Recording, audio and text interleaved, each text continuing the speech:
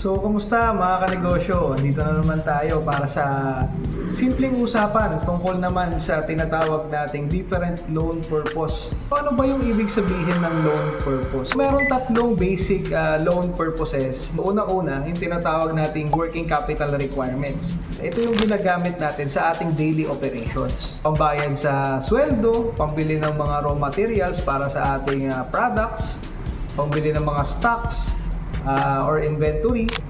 So, yun yung ginagamit natin, and also pambayad sa mga utilities. So, ibig sabihin, if wala tayong working capital, hindi gagana or hindi mag-ooperate ang ating business.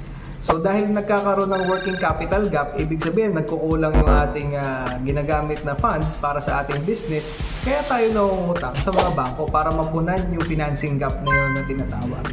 Pangalawa, yung tinatawag naman nating project financing. Usually, ito yung purpose pagka term loans yung ina-apply natin. When we say project financing, say for example, ang ating business ay nag-expand or nagtatayo ng panibagong building or panibagong office.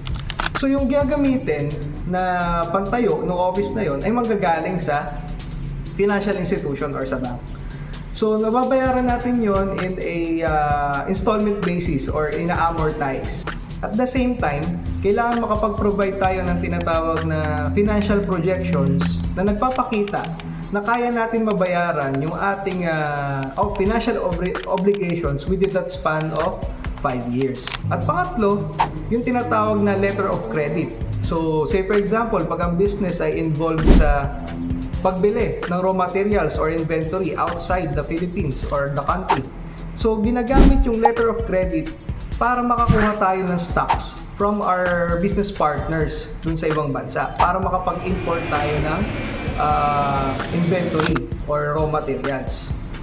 So, ang letter of credit parang itong bank guarantee na pinapadala ng domestic bank or ng bangko natin dito sa Philippines doon sa foreign bank naman ng bangko naman ng ating business partner.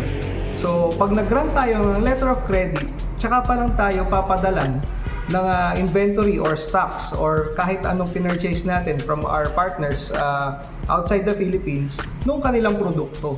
Kasi, mababayaran na ng bangko na yun, ng foreign bank, yung ating business partner doon at tayo naman ang magkakautang dito sa domestic bank.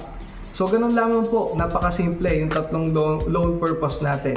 Working capital, project financing, and letter of credit. Sana po ay may natutunan kayo today. Maraming salamat.